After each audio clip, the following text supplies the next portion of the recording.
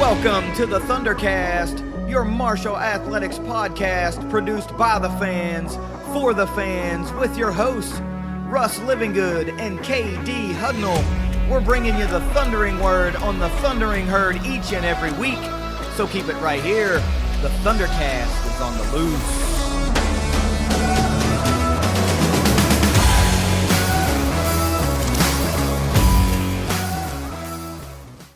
Thanks for downloading another episode of the ThunderCast. You can follow us on Twitter at ThunderCast_pod.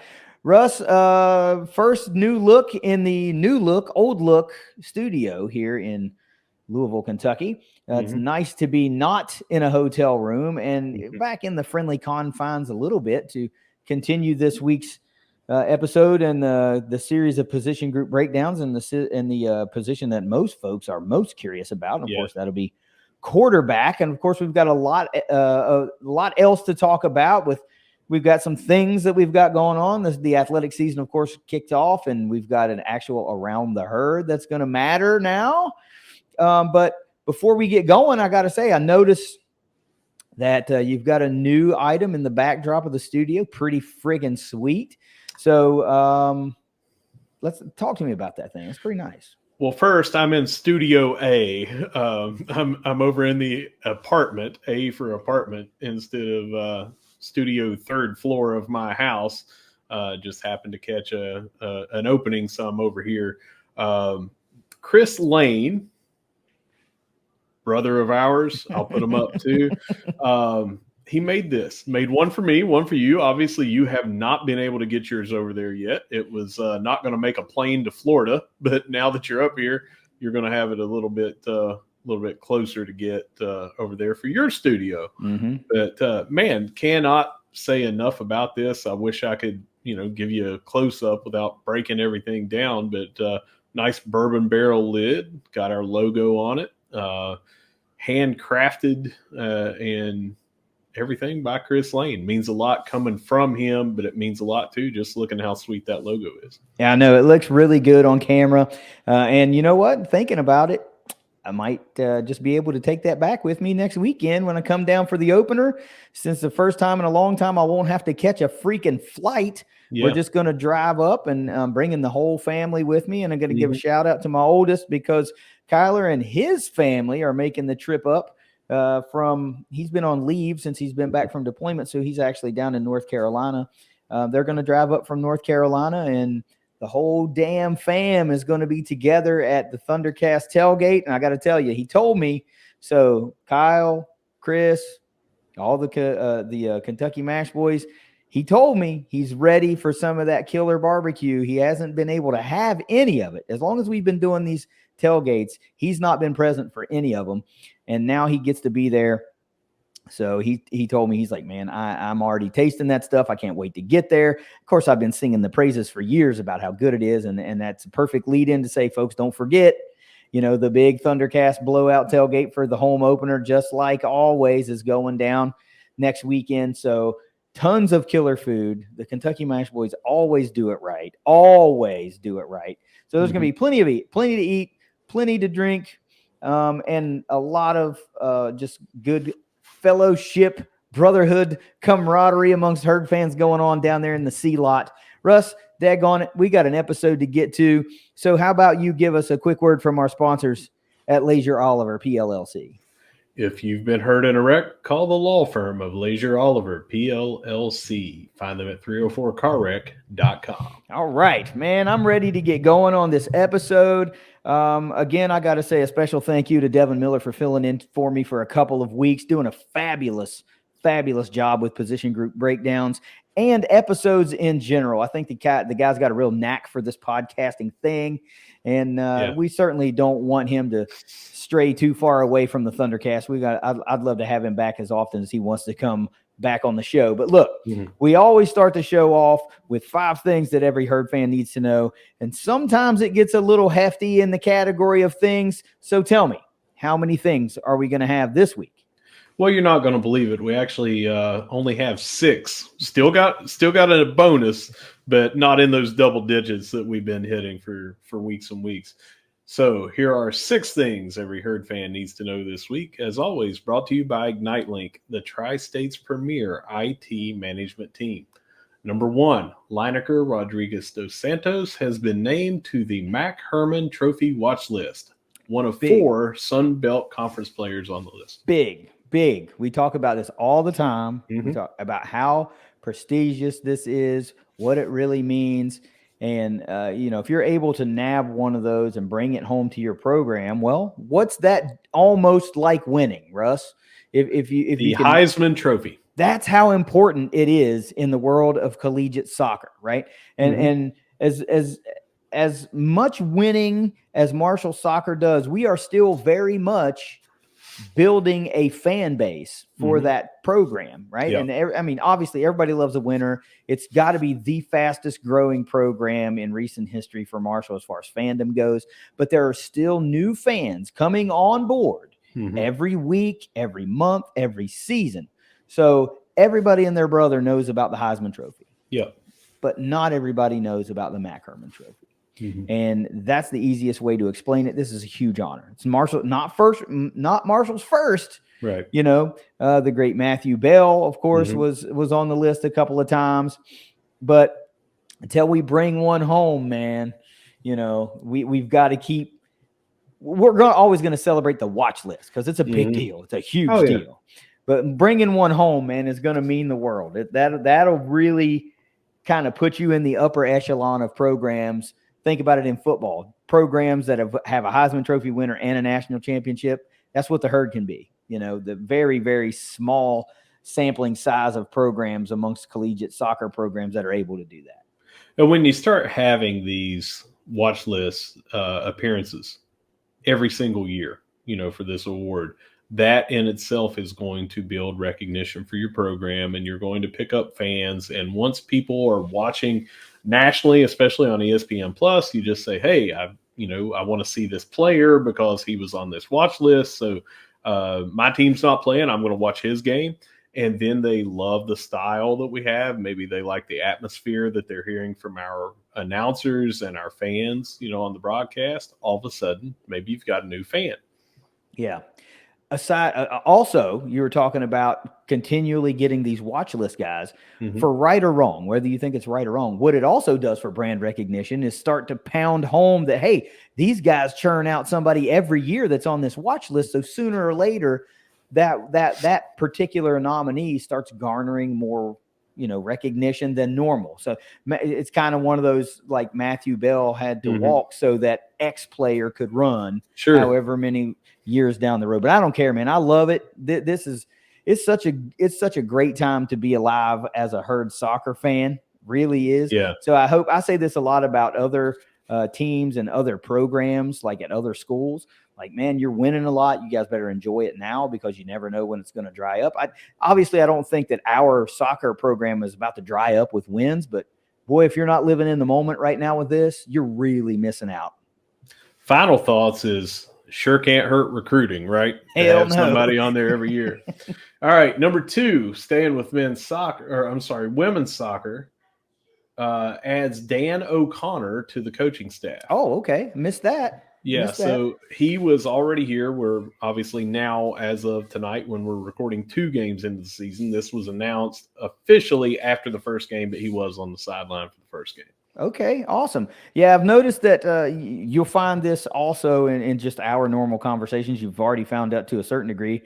Life is a lot different for me in Louisville as it was in Land O'Lakes. My availability is just a thread, a shard of what it was before. So a lot more things for me are going to fall through the cracks, and I just can't be as tuned into every single thing as I used to be. So I'm going to spin that in a positive way so that when we do these shows, more of the things are also going to be news to me. So you'll get really some genuine reaction, and fans will get genuine first time hearing about it reaction about more things.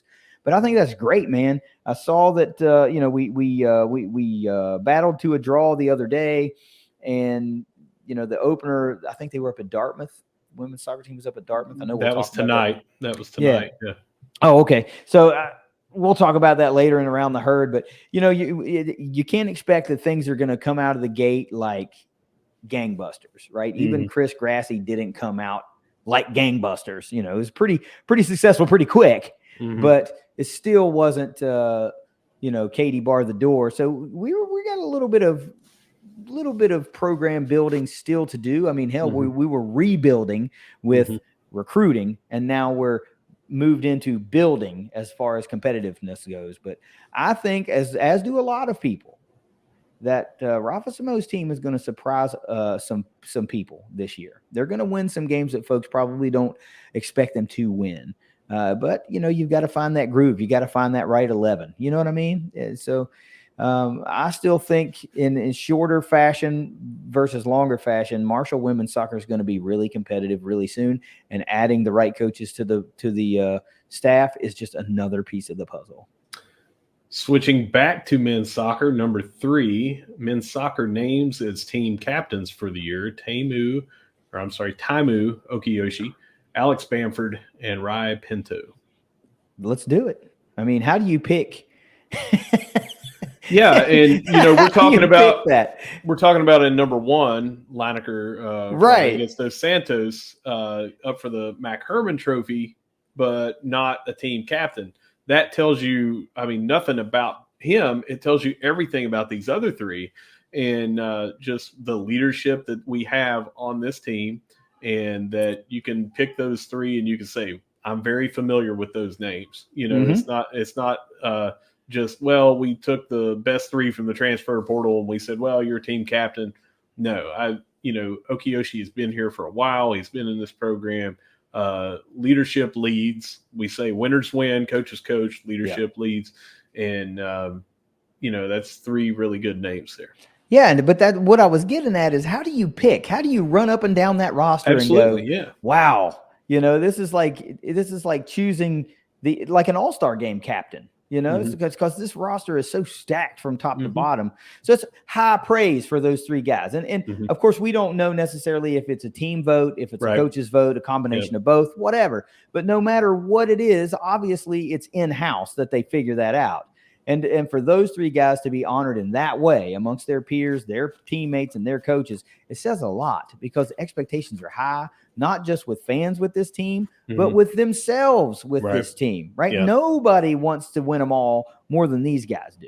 Nobody. Right. So when you choose your leadership and you're like, nope, these are the guys that represent what we're all about, obviously they know better than anybody else. Hey, when your rallying cry for years has been all or nothing, that tells you where they expect to be. That's right. Number 4, Mike Green and Josh Moten named to the Reese's Senior Bowl watch list. So how about that?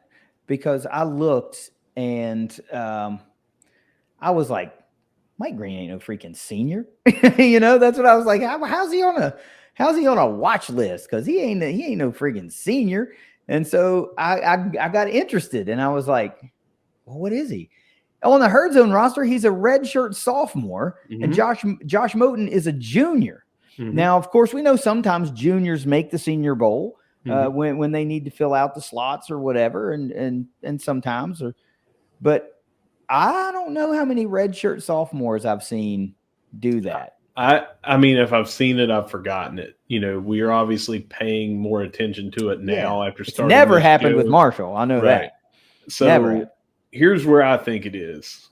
You only have to have 3 years in college before you're eligible for the NFL, unless that has changed. No, you're still. I think you got to be. What is the language? It's like 3 years removed from high school or something. Right, which he would be.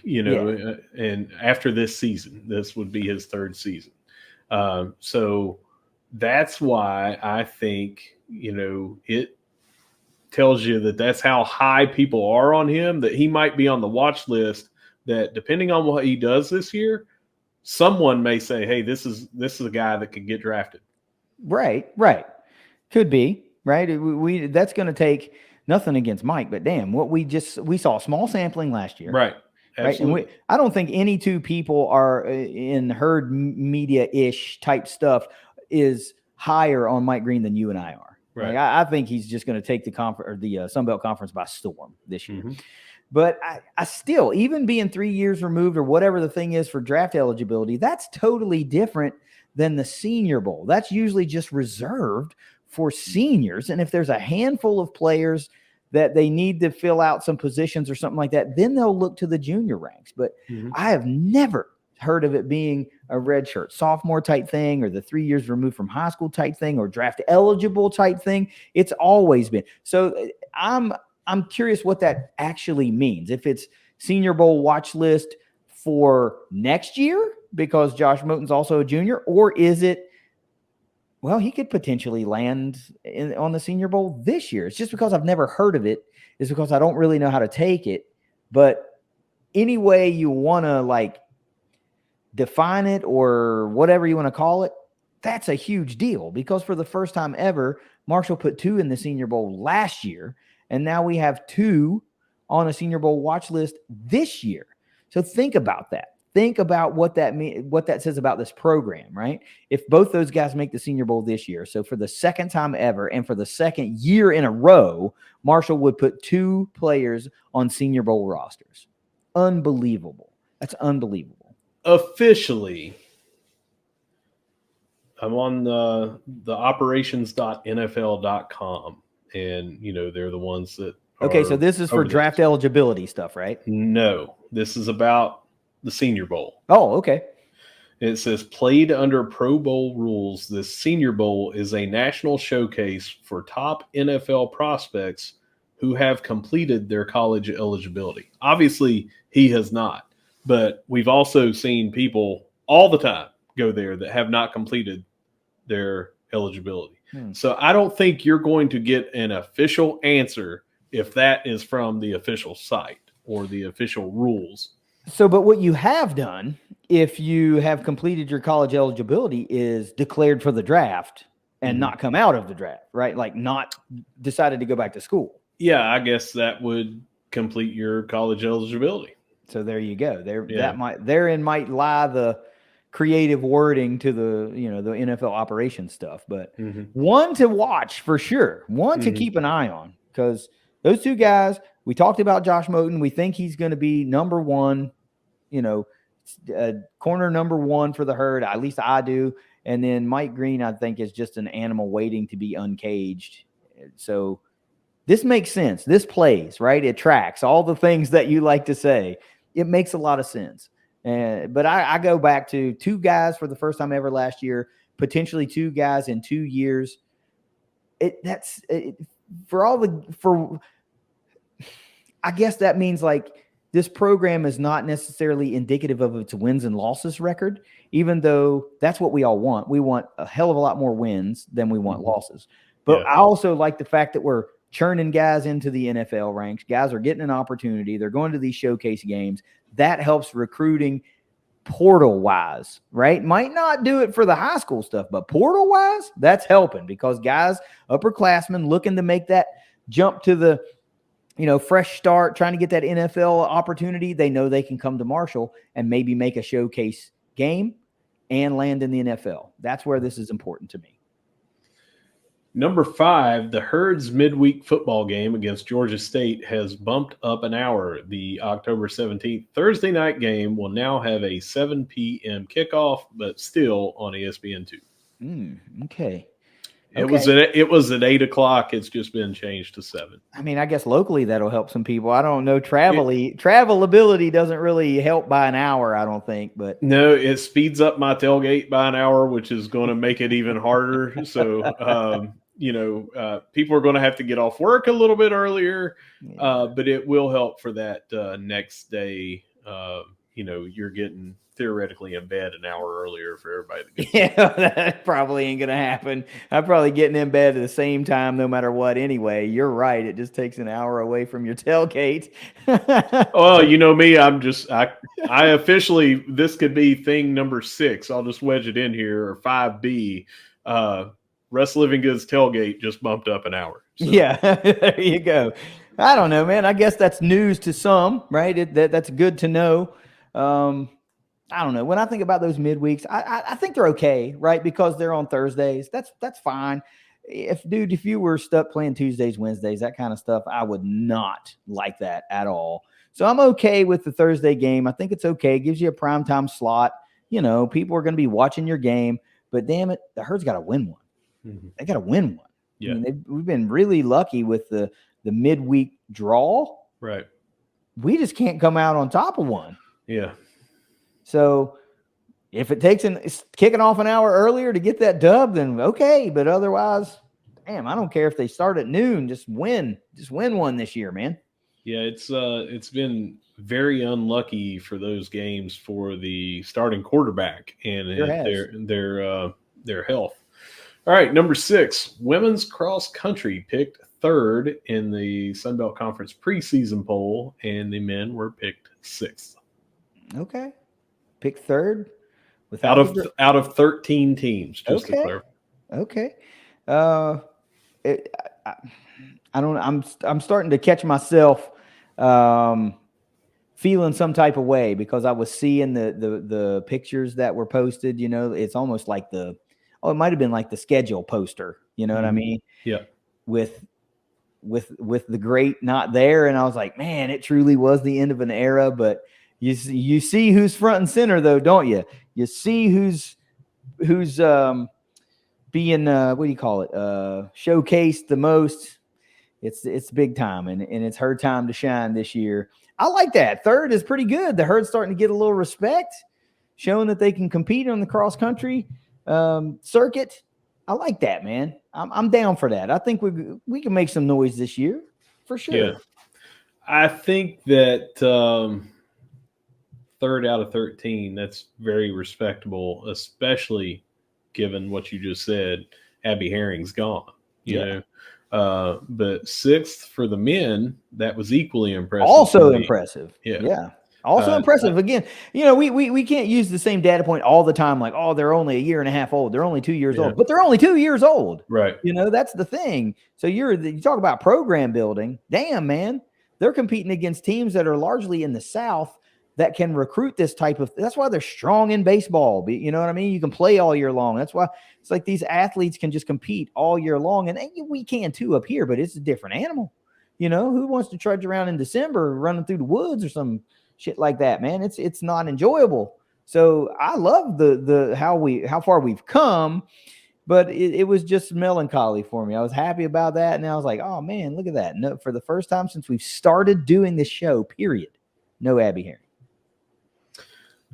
Says the men have a balance of 10 returners from last season and 7 newcomers. So, you're starting to get those newcomers coming into this with the recruiting, but you also have built now 10 returnees. It's kind of where we're at, and give it a couple more years and maybe we'll be up there in that top 3 for the men. Well, it certainly feels like they're edging their way up there. We keep seeing these massive recruiting classes, coaches being added, and I think we've probably got one of the finest coaches in our region, distance coaches in our region, and I don't mean like the West Virginia, Kentucky, Ohio, tri-state region. Right. I mean like the freaking East Coast, what I mean? The Mississippi. Hell yeah.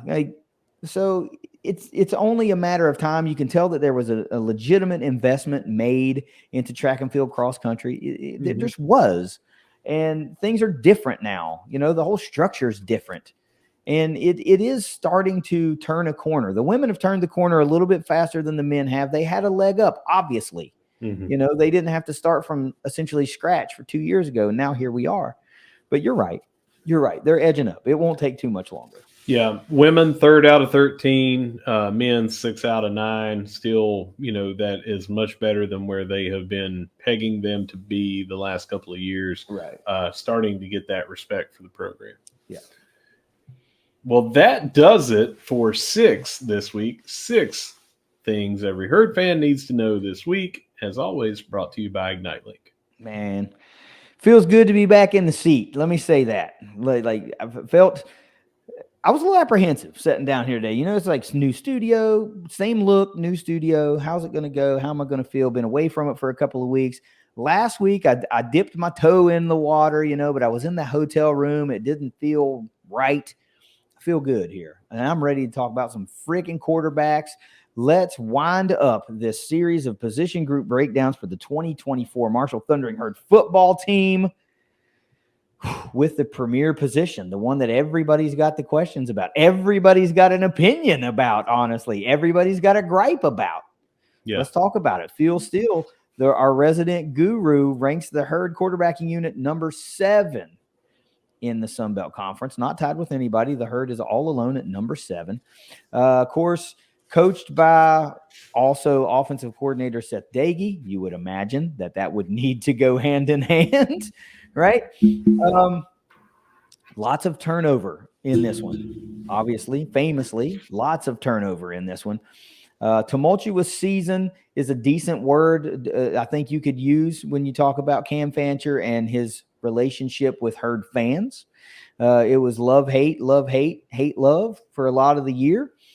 But no matter what your feelings were about Cam or are about Cam, I think he was a good kid. I think he wanted to win. I think he wanted to compete. He played hurt, and he tried hell of a competitor. Yeah, he tried to do everything the right way. It's just statistically it didn't show up, and there were some some rough plays and some bad moments in games, and it is what it is, right? So you talk about portal out. Let's start there. Of course, it starts with Cam Fancher, the number 1 passer from a year ago, committed to FAU, recently named the starter for week 1 at FAU. So Herd fans, if you didn't know that, you can keep an eye on that.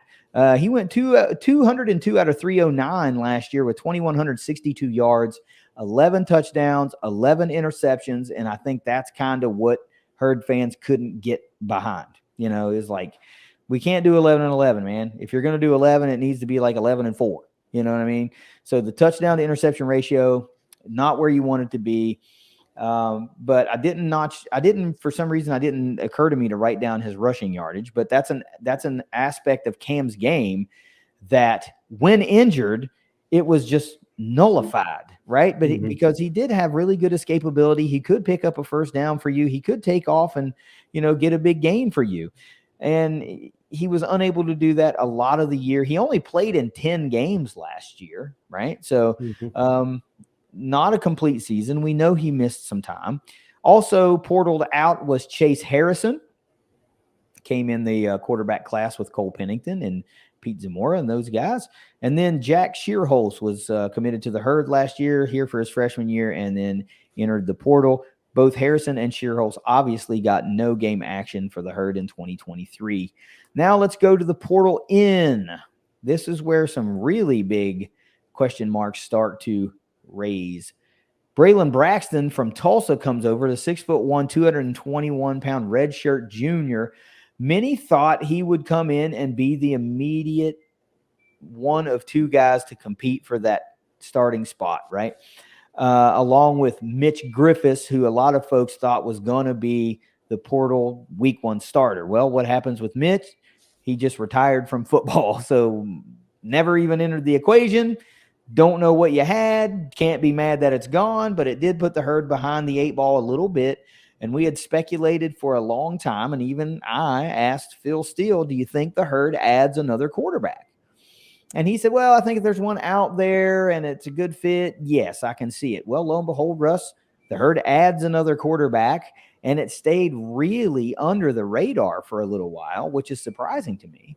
North Texas transfer quarterback Stone Earl is added to the roster. 6 foot 207. He's a junior in 2023. So I don't know. He appeared in 4 games last year. So I don't know if he's utilized the red shirt and will be a red shirt junior, or will be a senior with a red shirt year still to utilize. Don't know. Prior to North Texas, he spent 2 years at Abilene Christian. So fairly well traveled, has stayed in the state of Texas, but now comes over to the Herd, and it's an interesting one, right? Because of the Texas connection with Seth Dagey. So does this guy just show up and immediately start wowing and put himself in that conversation? Our buddy Luke Creasy says he's very much in the conversation. He's very much in the mix, right?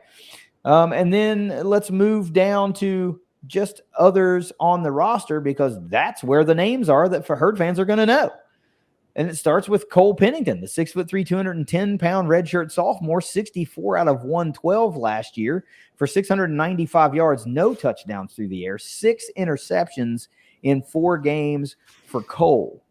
Then Colin Parachek in the portal, out of the portal, back with the herd, had a really good spring game for Marshall. 6'3", the 210-pound, also redshirt sophomore.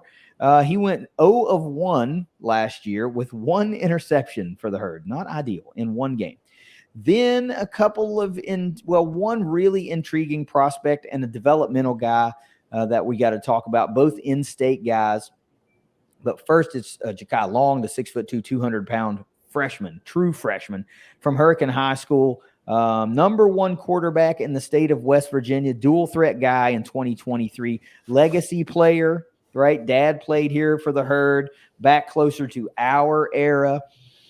We'll talk about all these guys in a minute. And then Chase Massey, 6'2", 165, true freshman from Winfield High School. Russ, let me go all the way back to the portal out, and do you have any thoughts on the guys that left?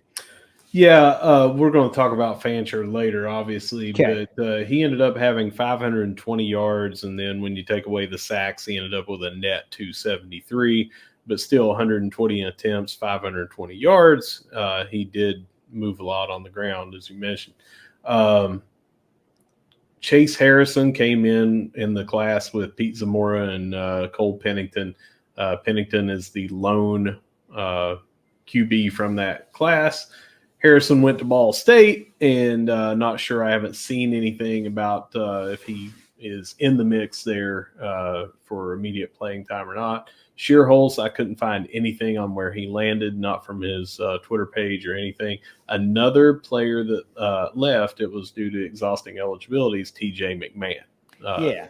He had come over from Rice. He had an injury right before the season, so he got in, I think, 1 play, 2 plays, something like that. Didn't really have much of an effect. It's a big loss anytime you lose QB1. It is. Huge loss when you have that experience, especially getting ready to go on the road, not counting Stony Brook. The first two big games that you're playing is on the road at Virginia Tech, who is vastly improved, and at what many people are saying is the best college football team in the country, Ohio State. So taking someone with experience, no matter what you think of that experience, and them leaving in the portal, it's always going to be a huge loss. The additions, we pick up 2 transfers. Stone Earl is, familiar with the air raid. Braxton is more of a dual threat. And then you've got Long, Massey, Aiden Karsh, and Courtney Davis as incoming from high school onto this roster. It seems like a lot of change, obviously keeping Parachek and Pennington here as the holdovers, and then everybody else is new. It seems like a lot of change, but it also seems like some good change along with the scheme change.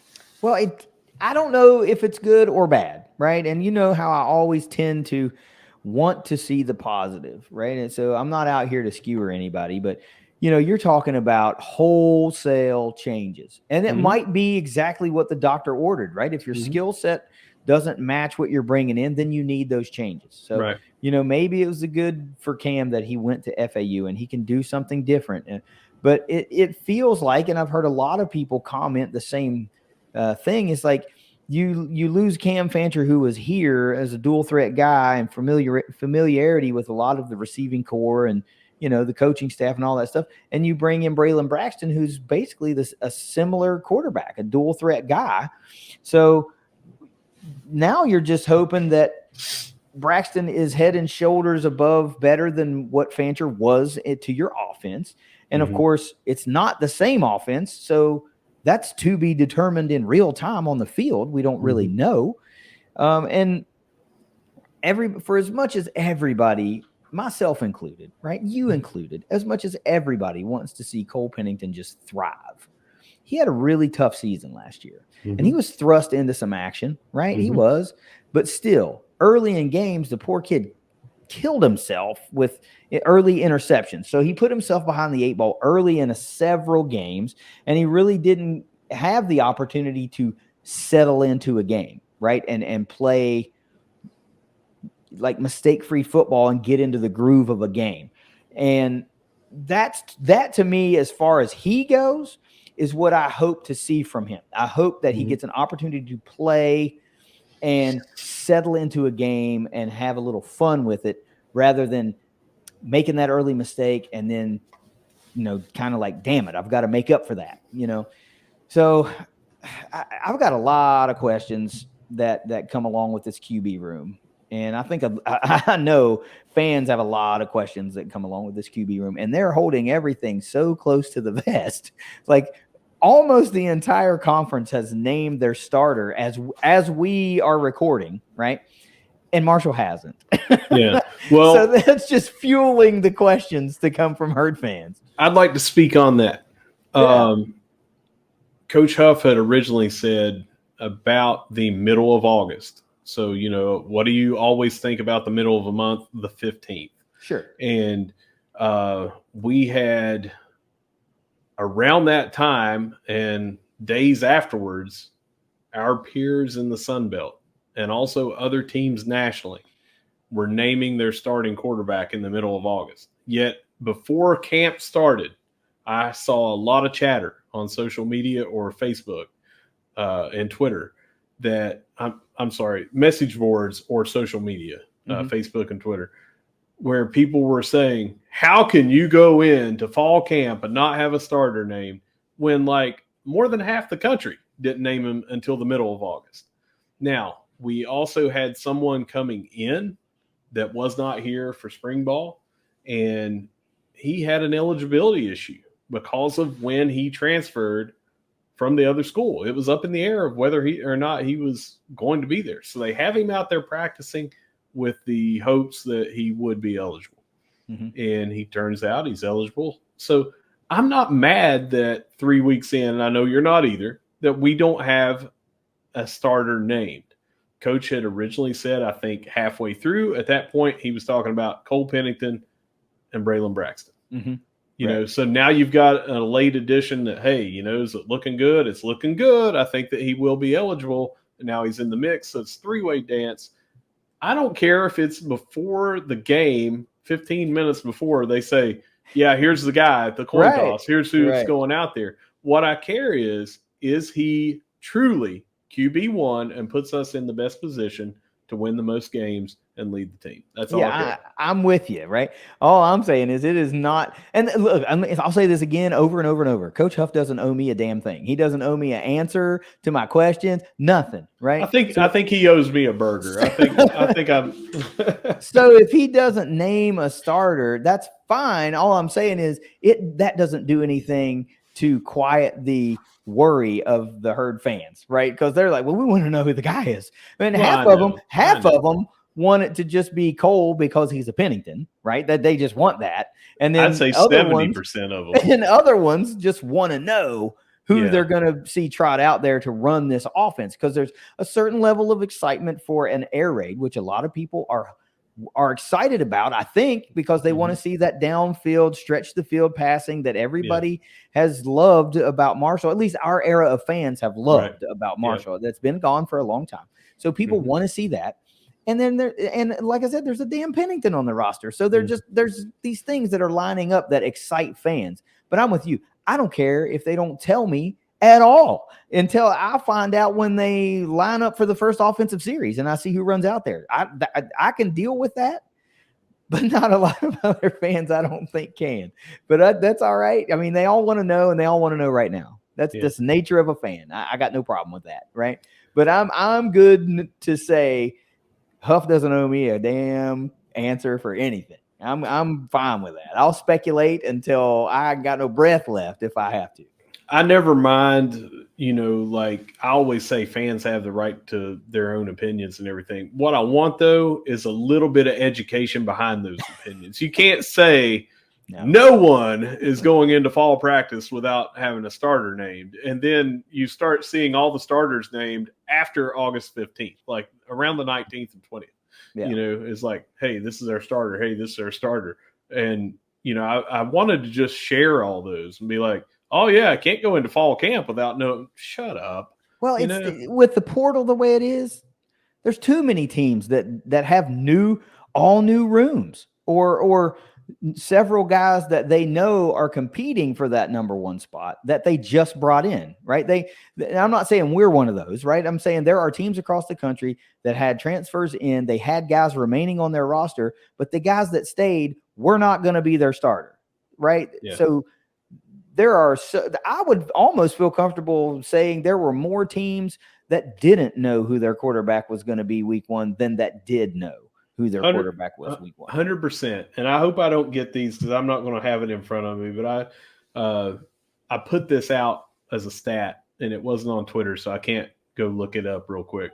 But I'm thinking the numbers were for 2022, 42% of the starting quarterbacks, and I don't mean throughout the season, I mean week one, QB1, was transfer. They had transferred from somewhere. Oh, I got you. Okay. The new week one starter was a transfer in. Yeah. I got you. So do you know what it did in 2023? No.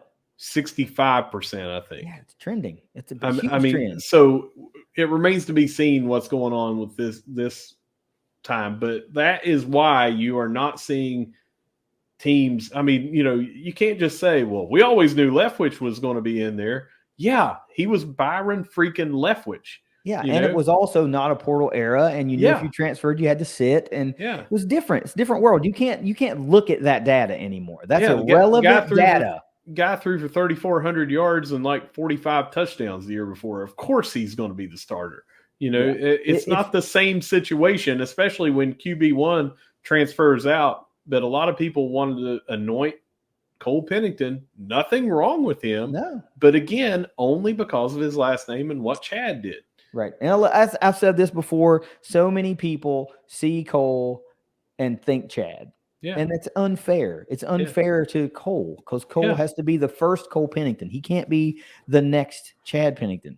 Quarterbacks for freaking 20 years have been trying to be, in herd fans' eyes, the next Chad Pennington. Yeah. Right? It's just unfair. It's unfair. Let him be his own guy. Yeah. Let him be his own player. Right? For better, for worse, for whatever the stats are, whatever the win-loss rate, it doesn't matter. If you want him to play, then let him play and be the player that he is. And if people are listening or watching this for the first time and getting their first glimpse of us or listening about quarterbacks for the first time with us, we are both very high on Cole Pennington. Yeah. We love Cole Pennington. I think he can play. He just needs an opportunity to develop a little bit, be in a situation where he can thrive. Instead of that behind that early 8 ball. If that doesn't happen in two games, in both games, he started early behind the 8 ball. If that doesn't happen, who knows how it could have. He showed flashes last year. He showed great passes. He threw some great passes last year. He threw some not so great passes. You expect that from a redshirt freshman quarterback. Yeah. Right? Yeah. And just don't think that because his last name is Pennington and his dad is Chad, that you're going to get polished 1999 Chad Pennington with that monster team that he had around him. Yeah.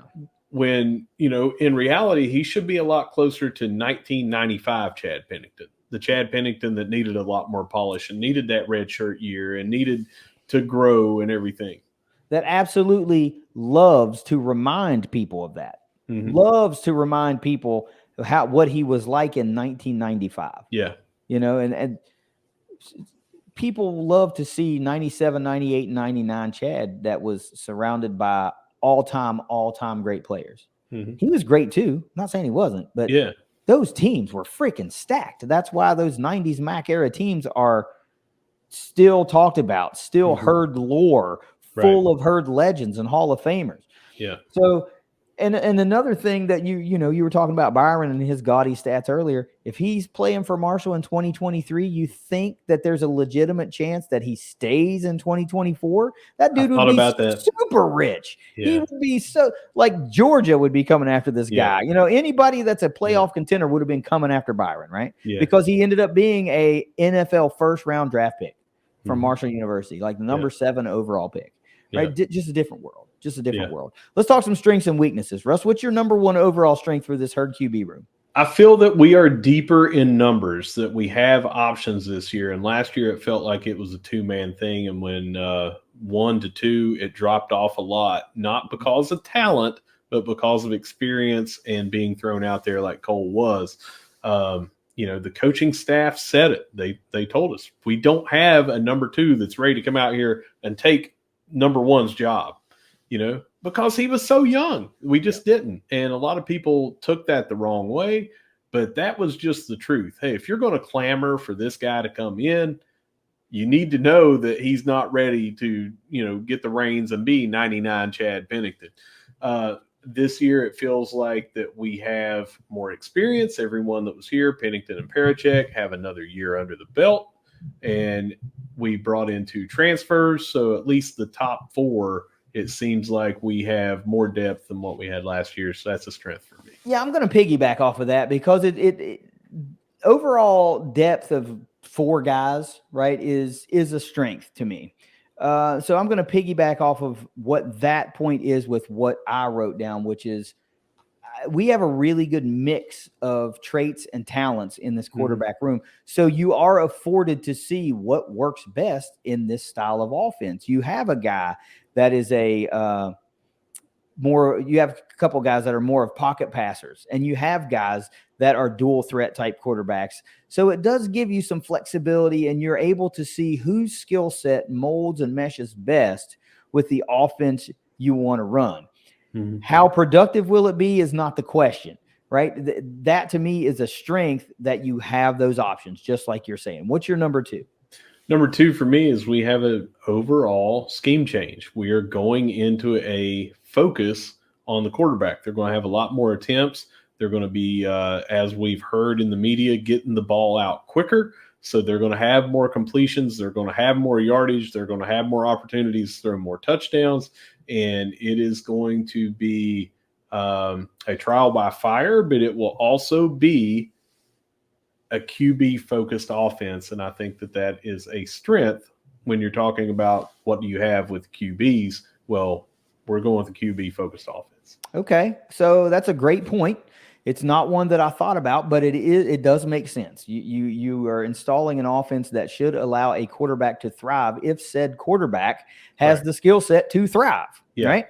But my number 1 overall strength for this room, which may sound weird considering that Marshall lost QB1 from a year ago to the portal, is experience, right? Because you bring in a former starting quarterback at Tulsa, who started a lot of games. You bring in a guy who played in some games at North Texas and Abilene Christian, right? And then you still have Cole Pennington, who played 2 games for you, played in 4 games, started 2 games for you last year. And even Colin Parachek got into a game for the herd last year. So overall, there has been more playing experience brought to the roster this year than last year, because it was the Cam Fancher show, huffing the guy. They told you, like, hey, like you said, our number 2 is not ready to be a number 1 starter. So when Cam goes down and Cole is thrust into action, that's exactly what you saw. He was thrust into action. He was not game ready. Well, this year he's been there, right? Played a third of the season last year, had been in some tough situations, made some bad mistakes, probably learned from those mistakes. That's how you grow.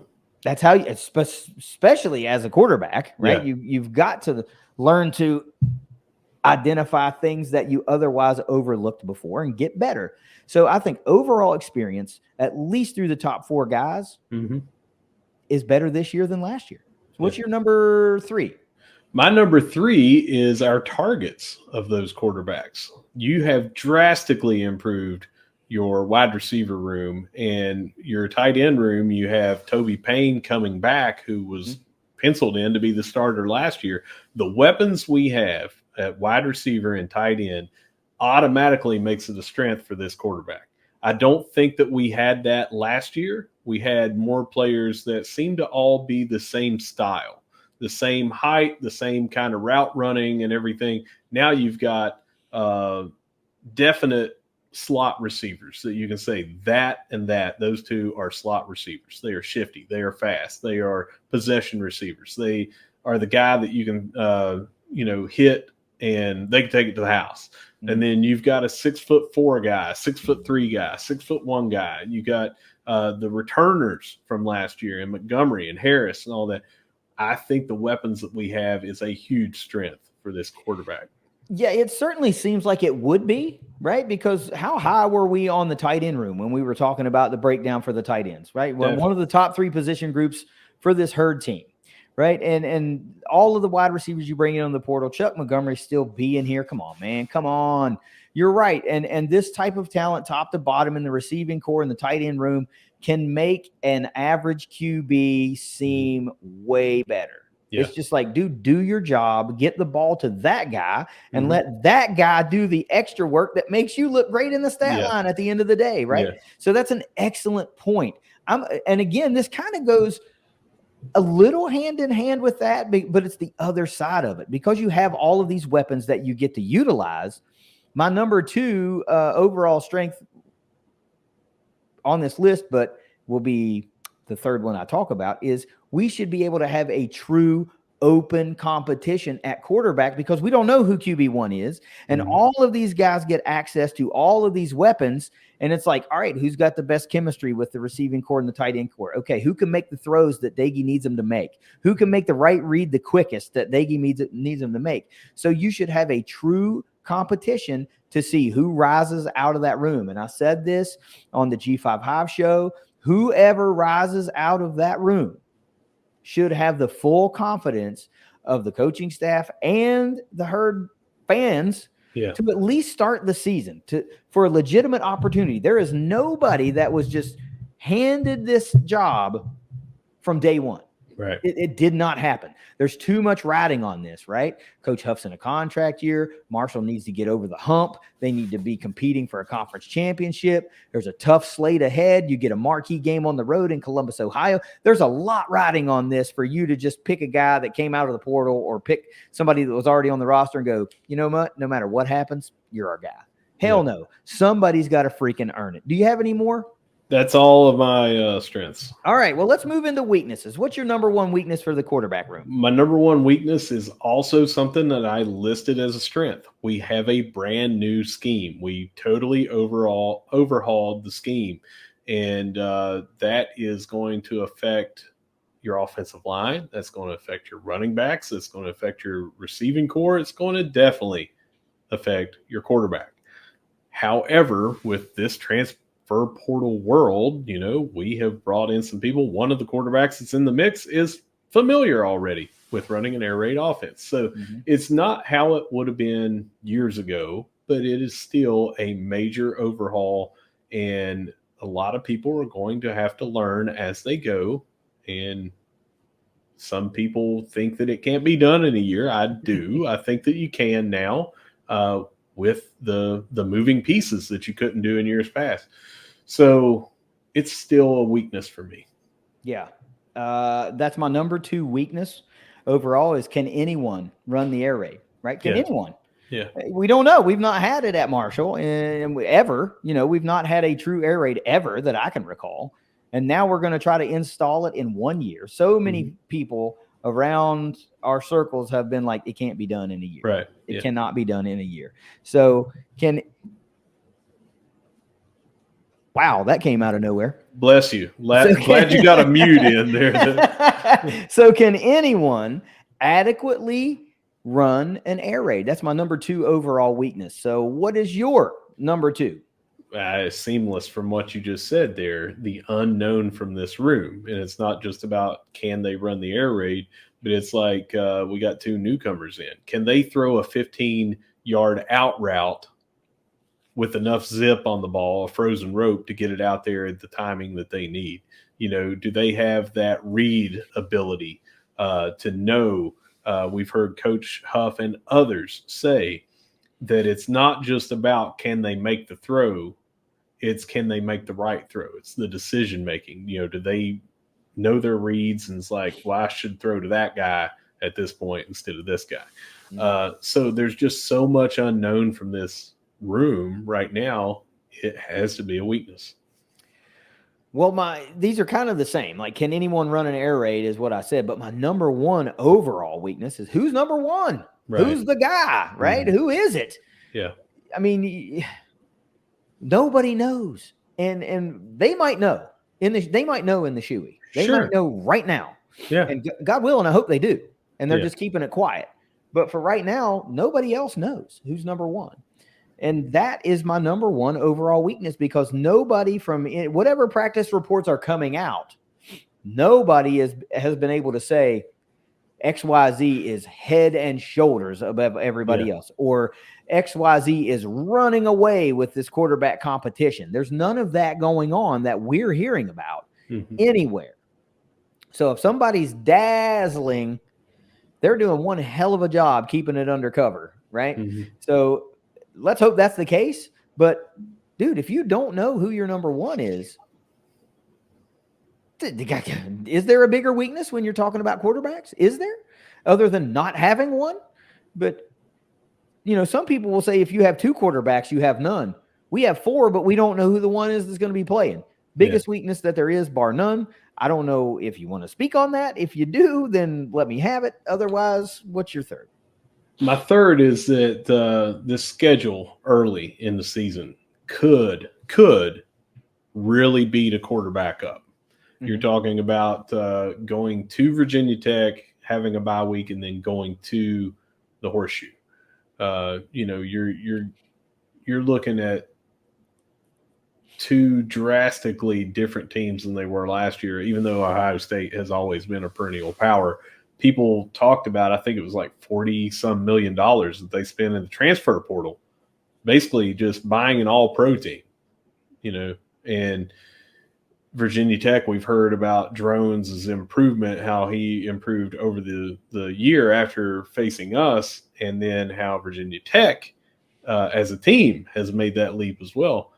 Going up against that, what if a quarterback, freshly QB1 for Marshall, plays an FCS opponent, then goes on the road against those two, and it gets ugly? We're talking pick after pick after pick. That could really hurt the confidence of a quarterback, whether it's A, B, C, D, E, F, G. I don't care who it is, but it really could get into their head. It is a stacked schedule very early, and I just hope that doesn't happen. But right now, that is a daunting task for a new quarterback. Yeah, schedule's a good point. Even if you have a unbelievable game in the opener, it's still at the end of the day, no disrespect, it's Stony Brook. Yeah. Right? It ain't Virginia Tech. It's not Virginia Tech, and it's damn sure not Ohio State. It's not even Western Michigan. You know what I mean? Like, again, no disrespect, but you're talking about polar opposites. Stony Brook and then turn right around and play Virginia Tech and then play Ohio State. That's an excellent point. My number 3 weakness, though, is there are really no useful stats from this QB room that occurred in a herd uniform. Right. Cole Pennington had some yards. He averaged just under 174 yards passing in his 4 games, but that ain't going to win you any ball games. If you're averaging 175, that's probably not going to win you many ball games. He had no touchdowns and 6 interceptions. So again, no useful statistics there. Colin Parachek, just 1 pass attempt and 1 interception. No useful statistics there, right? And the other 2 guys that we've been talking about primarily are transferring in. So, of course, they didn't wear a herd uniform. Marshall had 12 passing touchdowns as a team last year, and 11 of them transferred out. The other was a wide receiver. It's going to be catching touchdown passes, right? So Chuck Montgomery is your leading touchdown passer for the herd heading into 2024. Who would have thunk that, right? So that's a scary thing. And I'm not trying to be this Debbie Downer type guy, but dude, you expect the quarterback to get yards, right? Like it's only useful to a point, right? Yeah. If you don't put the period at the end of the sentence with a touchdown, then all those yards really don't matter now, do they? So we've got nobody with useful stats in a herd uniform, and that's a little scary. So that's got to freaking change. Yeah. Russ, I didn't ask you who you thought your projected starter, because we got on a tangent about not knowing who it is. If you had to guess, who's your guy week 1? Week 1 and through the first 3 games, I think at least that it would be Stone Earl. And it's only because his familiarity right now with the air raid. I'm not saying that he is QB1 the entire time of the season, but I think going into week 1 and 2 and 3 on the schedule, I think it's Stone Earl. Interesting, because he's the newest addition Mm-hmm. to the Herd quarterback room, and a lot of folks in my personal circles have not been reacting well to that. Mm-hmm. You know, it's been like, he just got here and he's already in the mix. What is that saying about the other guys that we have here? Well, it's not saying anything to me. It's not saying anything about those guys. What it could be saying is, hey, the Herd might have landed themselves the gem that they needed for an air raid offense, right? Doesn't mean that these other guys are bad. It just means he could be better. Yeah. Okay. So I don't know. Let me ask you another question, and it's strategy. Do you think there's a possibility that Coach Huff plays a little chess for week 1, and you will probably see more than one quarterback in week 1? You know, do you think there's a likelihood that the true starter won't start that game, won't start week 1, but comes in relief to try to throw Virginia Tech off the scent a little bit, you know? And then so let's go with your theory. It's Stone Earl. You say Braylon Braxton gets the start, plays the first quarter, Herd jumps out to a big lead or whatever, and then Stone Earl comes in and plays the second and third quarters. The Herd has a bigger lead, and then he goes ahead and comes out. And then, you know, Cole Pennington comes in and plays the fourth quarter.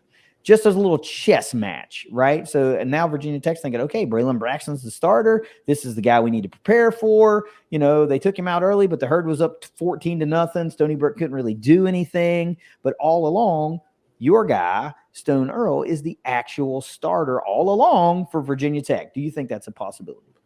Is it a possibility? Is there a chance? Yes.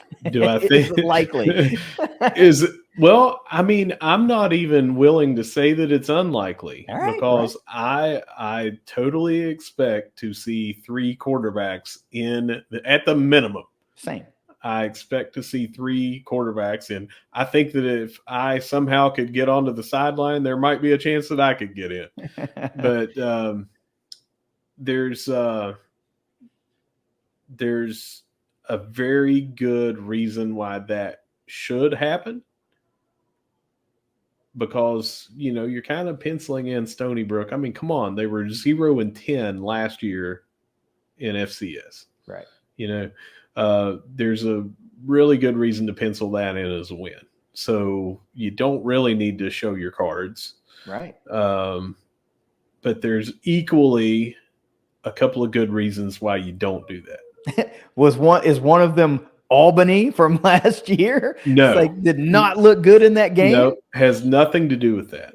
It has everything to do with getting that person comfortable being out there leading, being, you know, running out of the tunnel, having that moxie of I'm QB1, even if he knew that in a decoy situation. But going out there and being with the starters, I don't think that you're going to put a QB1 in and not take your starters on the others out, you know. So I think that, you know, you might be in a situation where you're putting other people in. So you got QB1 that might not be out there with wide receivers 1 through 3 and tight ends 1 and 2 and tackles and center and guards first team. Yeah. So there's a good reason not to do it that way. There is also, I think the fans really just need it. You know, they need to know this is QB1 and here's what we got, so they can get behind him, because we have seen fans not get behind our quarterbacks. And I think they really just need to come out of the gate and do it. And once we get to do that first game preview, I'm going to rely heavy on that when I'm talking about what I expect from this game. Yeah, no, it's absolutely, to me, you trot out your guy. Home opener, fresh start of the season, lots riding on the season. We all know it. You start out the guy you expect to be your week 1 and season starter for as long as he's healthy. That's what you do, because the herd fans need to know who their guy is, like you're saying. You need to get the quality game reps with the number one unit on all the other position groups, all of that. And you guys go out there and kick ass for a quarter and a half or the first half or whatever, and you get the hell out of the game and you preserve your bodies for a long, arduous season and let some of these young players get some game rep, right? Some guys might only get to appear in one game this season, and Stony Brook's probably going to be that game. Right? I mean, a couple of years ago, we played 6 quarterbacks. I don't know that I'll ever see that again, but that's the type of thing I'm talking about. You get everybody in there to get a little bit of game action. Now let's move into these questions, and then we'll close out this position group breakdown. Who's the biggest loss from a year ago? It's got to be Fancher. It's QB1. Yeah, it's got to be Cam Fancher. Love him or hate him. Didn't like how he played or you did. He's the biggest loss from the season. The only quarterback that was on the roster that had meaningful game action stats. You know, it is what it is, like it or not. Who are you most excited to see in 2024? Here is where I have a series of cop-outs. QB1 heading into conference play. Take that however you want. Okay, I'll take that. Who am I most excited to see from a fan perspective? Yeah. Right. Just the fan that wants to win games. I'm most excited to see whoever this staff names quarterback one. Right. From a little bit of a deeper level, I'm most excited to see the development of Cole Pennington, because I want him to do well just like everybody else does. You know, like to a certain degree, every herd fan sees him as their kind of son too. You know what I mean? It's like, totally. That's just kind of what it is. And you're like, man, I need to see the kid do good. And we generally, that's the year, like from the redshirt freshman year to that sophomore year is where you see a lot of development. And Cole was tasked with having to learn an entirely new offense in that fairly important developmental year. But he sure has been featured a lot in those, videos that Herd Football's putting up there and stuff like that. So it leads me to believe, at least from the surface, unless they're just trying to appease the fan base and show them the guy that they like seeing, it leads me to believe that he's had a really good spring and that he's had a really good offseason and that he's a different quarterback now than he was in 2023. So I'm excited to see him in what game action he gets, because I do think he'll be a little bit different of a quarterback. So your next question is, who's your breakout player in 2024? Cole Pennington. Okay. So this is one we haven't done before. And because we also don't know how the season's going to play out. But we do know that Cole had 695 yards, no touchdowns, and 6 interceptions last year. What do you think it's going to look like this year? What do you think that stat line's going to look like this year? Drastically different. I mean, you can't have people that say, well, he's never thrown a touchdown and act like he's never gonna. Right. You know, it's a totally new system. It's a totally new Cole Pennington. Who among us got immersed into something and just took off running? You know, yeah, you can prepare all you want in the offseason. You get in there for that first game, especially when there's a bad snap or something like that, and you have to go fall on the football, so it's not a scoop and a score. You know, the guy was thrown into it, and a couple of those interceptions, the first pass of the game in that one game, I can't remember which one it was at home, we got hit right in the arm as he went to throw it. You know, you can't tell me that was 100% on him. So I think it looks drastically different. That's why I picked him as the breakout. And I think that we will see a lot of Cole Pennington this year. Yeah, I'm gonna dish out a stat line because I like him to be my breakout player too. Again, I'm gonna cop out from the fan perspective. I want it to be whoever QB1 is, right? Sure. Please break out. Please throw for 3,000 yards and 30 touchdowns and 10 interceptions or less. Please do that. But from the deeper level, my breakout player too is Cole Pennington. And the stat line I'm looking for, I'm not looking for him to light the world on fire, because I still think he'll be playing from a backup role or will move into a starting role in the case of injury, just like last year, right?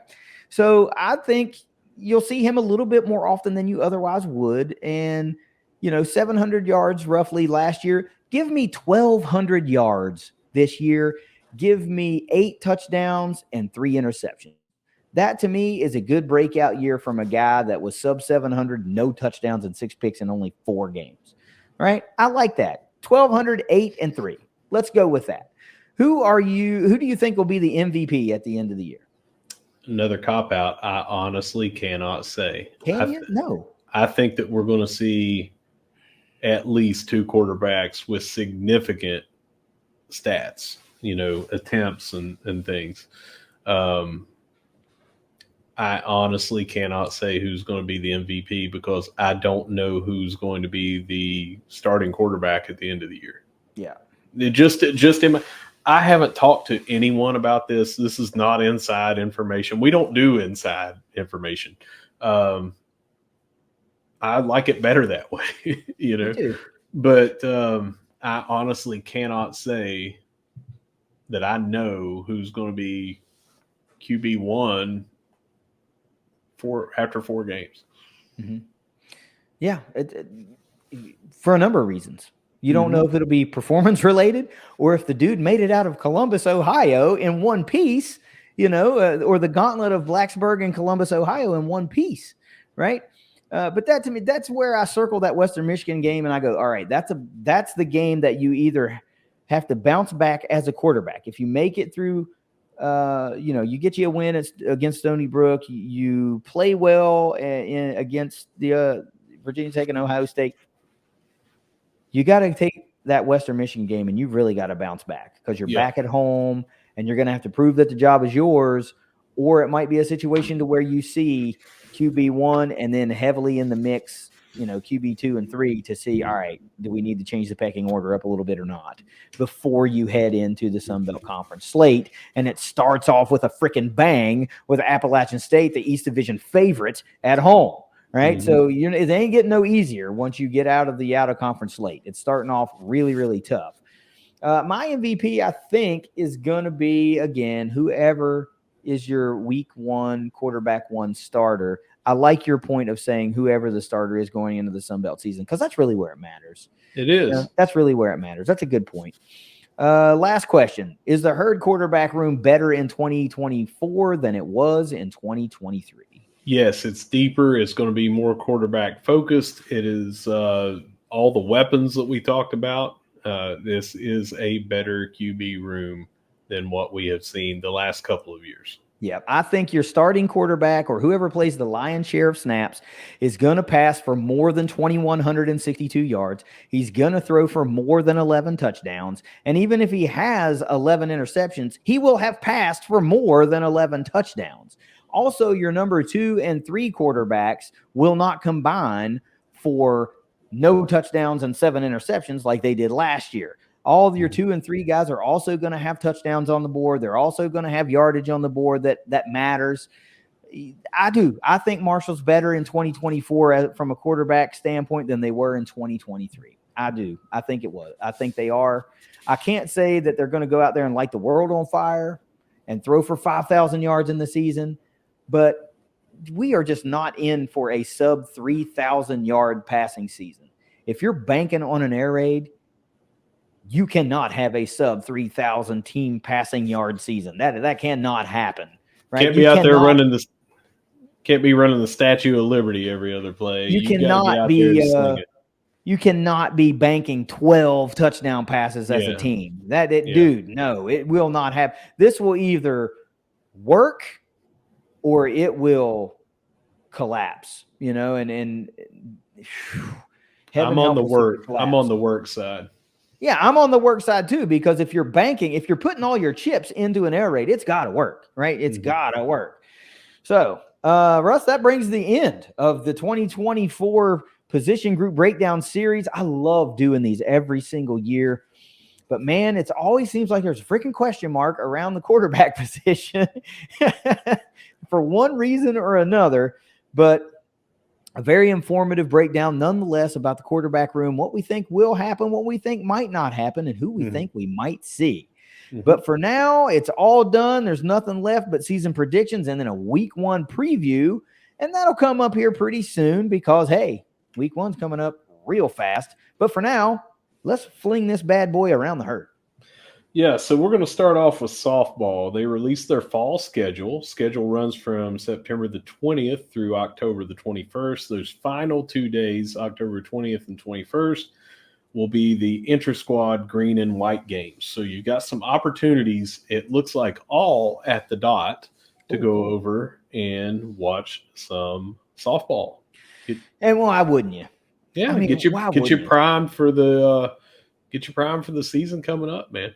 I mean, Morgan Zirkle and Sid McKinney and Allie, like fresh off of their pro seasons and back in the action and all that good jazz. And man, lots of talent coming into Huntington. The transfer portal was kind to Marshall. Some new pitchers in the circle trying to replace the talent that was gone. Savannah Rice, remember, is no longer in the circle for the herd, exhausted eligibility.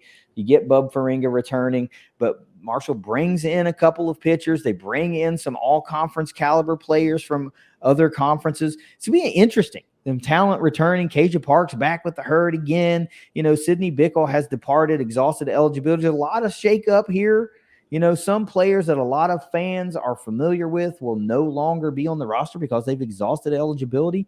So there's some new and there's still some fan favorites sticking around. So get out there to some of those freaking fall games, man, and get your first look at what this 2024/5 herd team can be. And we didn't cover this in the 5 things, and you may not have seen this because I saw it on Facebook. But Sid Bickle, who you mentioned, is now a GA at Coastal Carolina. Ooh, so Sid. We're going to have a couple of former herd players that are in the coaching ranks with in the Sun Belt. In the Sun Belt. So, you're going to see him a couple times. Oh, boy. All right. Okay. We'll let it slide. All right, men's golf full schedule is released. The season tees off on 9/9 at Guyan Golf and Country Club with the Joseph Figaines Marshall Invitational. Fall season ends on October the 22nd, and then the spring schedule begins on February the 1st with the Sun Belt Conference Championship being held April 21st through the 24th in Mississippi. Okay. Let's see if we can make a little noise this year. Did all right last year. Won, I think, maybe. I don't know. I don't remember. Maybe that was a women's golf team that won a tournament early in the year. But we finished. We got some players. Let me put it that way. We got some players that can make some noise on an individual level. I don't know at this point, obviously, because I don't follow golf that closely. I don't know if top to bottom Marshall is going to go toe-to-toe with some of the heavier hitters in the conference. But we do have some individual players that have made noise and will continue to make noise week in and week out. It seems to me exactly what Coach Huff said about the football team of the 1s and 2s being closer than they ever have been. It seems like that Marshall Golf went from having like 1 and some also rans to then having 3 and some also rans to now they're 4 or 5, and then everybody just keeps coming up. So I'm really looking forward to seeing what they're going to do. Women's golf also released their full schedule. They begin play on September the 13th in a little town that you might be familiar with called Simpsonville, Kentucky. Oh, yeah. Just there. With the Cardinal Cup. The fall season ends on October the 29th, and then the spring season begins February the 8th. The Sun Belt Conference Championship, April 14th through the 17th in Alabama. I mean, golf in the outlet mall. Does it get any better? I'd be over there at Johnston and Murphy. I couldn't peel myself out of the Columbia store today, man. I was like, God, take my money. Anyway, good for them, man. Again, same as with the men, a lot of individual players that made noise last year. And can the team as a whole do a little bit better than they did last year? Wasn't bad. Kind of middle of the package type stuff, week in and week out. Like to see that, 4th, 5th, 6th member of that roster kind of notch it up a little bit to make Marshall more competitive week in and week out. Women's basketball, the non-conference schedule has been released. October the 27th is a fans' first game as the herd welcomes Pikeville. the Orlando multi-team event that we talked about last week. Mm-hmm. The games have been announced. Penn State on November 21st and Tulsa on November 23rd. They also traveled to Florida. Florida came to us last year, so this return game will be facing the Gators in Gainesville down there on December the 8th. And also, tickets are now on sale. Yeah, I saw that. I didn't catch a total. What's a season ticket cost? I did not look. I will have that. I'll look it up. Well, you go ahead and look it up, and I'll move know. on to the next one. You got anything to say about? Well, yeah. First of all, we talked about the multi-team event in Orlando last year. Somehow slipped through the cracks on me that they're going back to Gainesville, and I'm thinking, gee, awesome, because that would have been 2 opportunities for me to make a little bit of a drive and go see the herd. And no, they have to wait until I move to freaking Kentucky, and then they go to Florida twice. So hey man, we're bringing you the women's golf opener. I mean, well, awesome. I mean, no offense, but dang, I would have liked to have been indoors and been able to sit comfortably and yada, yada, yada. All I see right now, Russ, is a season ticket deposit for women's basketball. And it is a $25 deposit. It says season tickets will range anywhere from $30 to $250 per ticket. Leads me to believe that they're probably going to do a general admission thing again. That's $30 a ticket, and if you want to sit courtside, it'll probably be $250. Yeah. Just speculating. Let's see here. Men's basketball full schedule has been released as well. Also host Pikeville on October 27th for the fans' first game. If you remember, we had gone over most of the non-conference and mentioned that Western Kentucky game, the Purdue game. Mm-hmm. Tickets are now on sale for men as well. Yeah, I've got that. I just went ahead and went over to that too. Again, it's season ticket deposits, $99 deposit to have your opportunity to get season tickets. If you're not already a current season ticket holder, if you are, or if you were last year, you do not have to pay the deposit again this year. You're just going to have the right of first refusal on your seats. Unlike the women, though, it does not give me a list of prices or a range of prices for tickets. But if you were a ticket holder last year, you know what they range. So, and I have a feeling for both of those squads, the ticket information is going to come out at least by September. So in the next few weeks, we're going to see those prices. Yeah, but regardless, if you're already interested in getting them and weren't a season ticket holder last year, put the deposit in. Need to go ahead and get the deposit. All right, cross country, the Thundering Herd Invitational is next Friday with women racing at 5:30 p.m. and the men at 6:15. Okay, kick it off, man. Number 3 and number, what'd you say, 6 projected in the conference? Let's go. Home field or home trail or whatever you want to call it. You got to get this dub at the Herd Invitational. Volleyball, the first was so nice, they're doing it twice. The second fans' first game will be Saturday at 2 p.m. as St. Francis comes to the camp. They also host ETSU next Friday at 4 p.m., Davidson next Saturday at noon, and Elon next Saturday at 3:30 p.m. Okay. Again, we say this all the time. Go to a volleyball match or two. They're really fun. They're really cheap, and they're just something fun to do.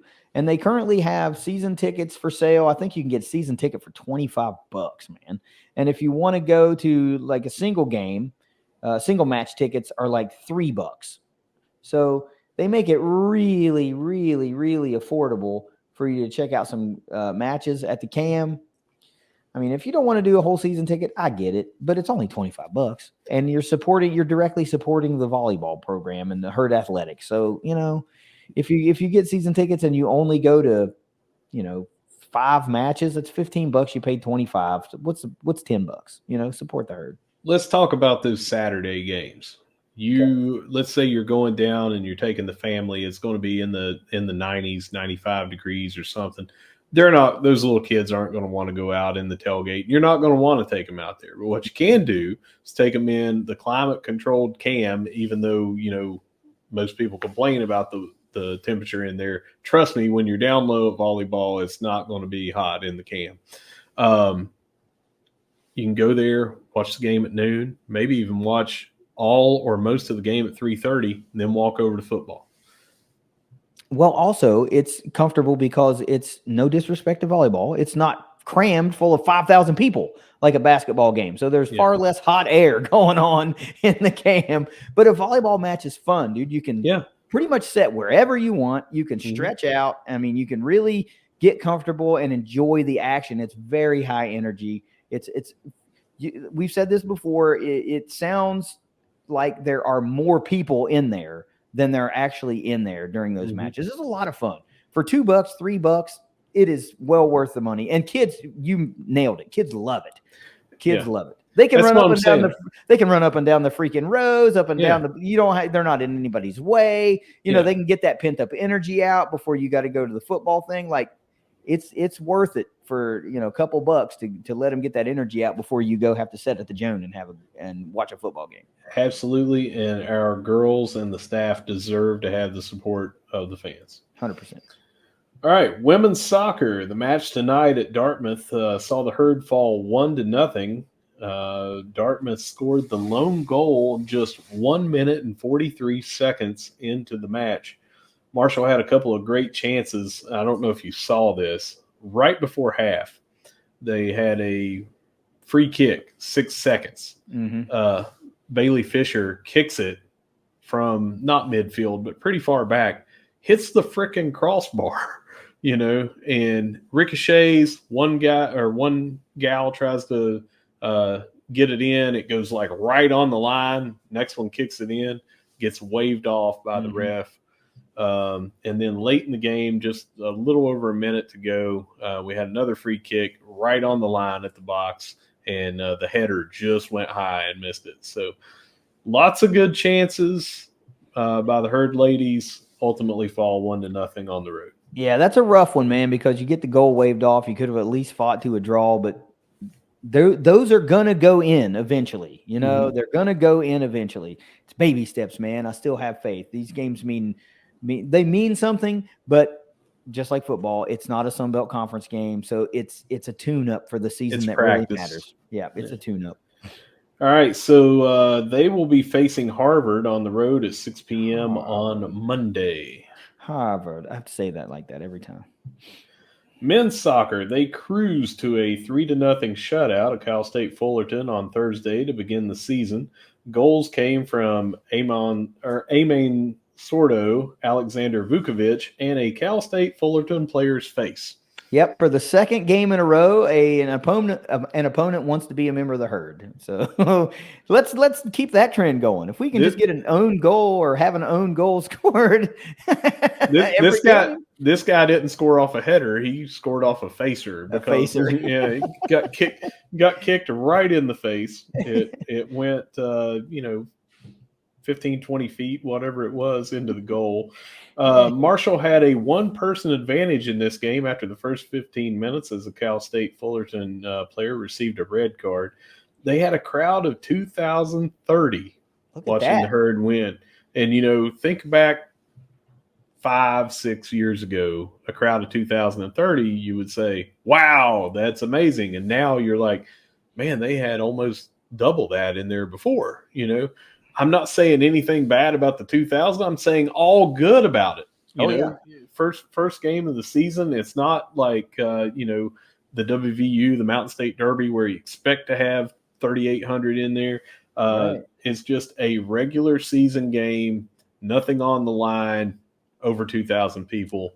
It's just trending in every direction that's right that you want it to go. So it's starting to not compete with football, but it's a home opener for soccer. It's the first one of the year. You want to get out there to it. So in years past, you're right. A couple hundred fans or maybe 1,000 fans, 2,000 fans for the opener against the Cal State Fullerton team in a game and a match, really, that the Herd has everything to lose because they're a nationally ranked top 10 team, Sun Belt Conference favorite. So there's a lot of hype around this team. You go out and lay an egg against a team like Cal State Fullerton, you're like, wow, that really was a letdown. But no, So people are turning out to every match now. If you think about building a baseline level of fans to where you're like, 23,000 fans are going to show up to Joan C. Edwards Stadium no matter what. And then you think, you know what?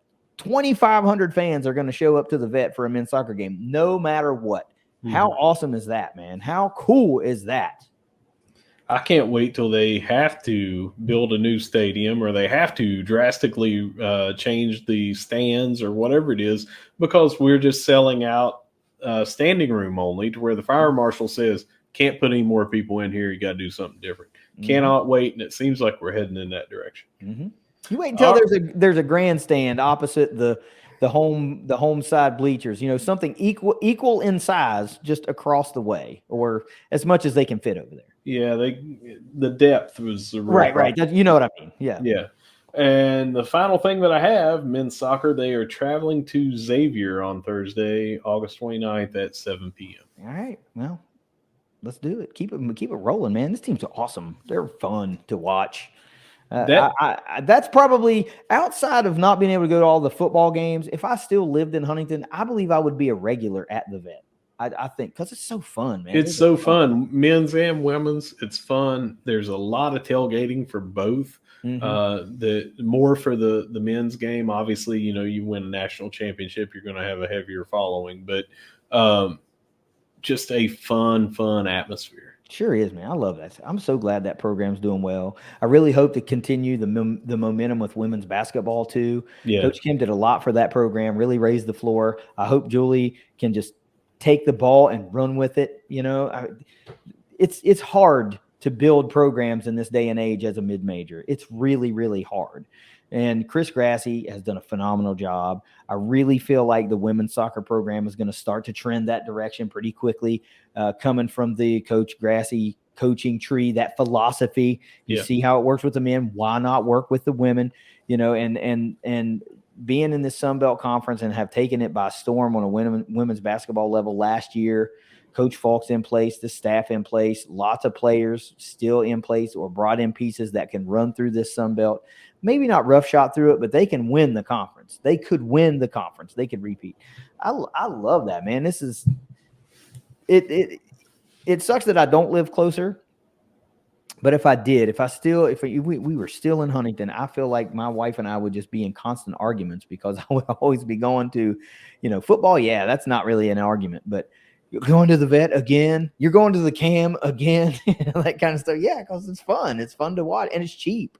So who knows? Maybe she'd come along with me this time. She likes basketball in person. I don't know that she's ever been to soccer, but she might enjoy it. I don't know. It's hard not to enjoy it when you're in that atmosphere. That's right. Yeah. You don't have to know what's going on to be a part of the energy in the crowd. Yeah. That's the cool part about it. Yeah. Well, that does it for Around the Herd as well. Oh, well, hell, if that's all we got, then that's all we got. How about you take us the heck out of here? Yeah, whether you see us at the Joan, whether you see us at the Cam, or whether you see us with this sweet-ass new thing up here from Chris Lane. There it is, dog. No matter where you see us, we're going to be saying, go Herd. Hey, go Herd. Stick around with us here in just a couple of days. We're going to come back right with a season predictions episode. And then in a couple of days, it's a week 1 preview. We'll see you when we see you. Later.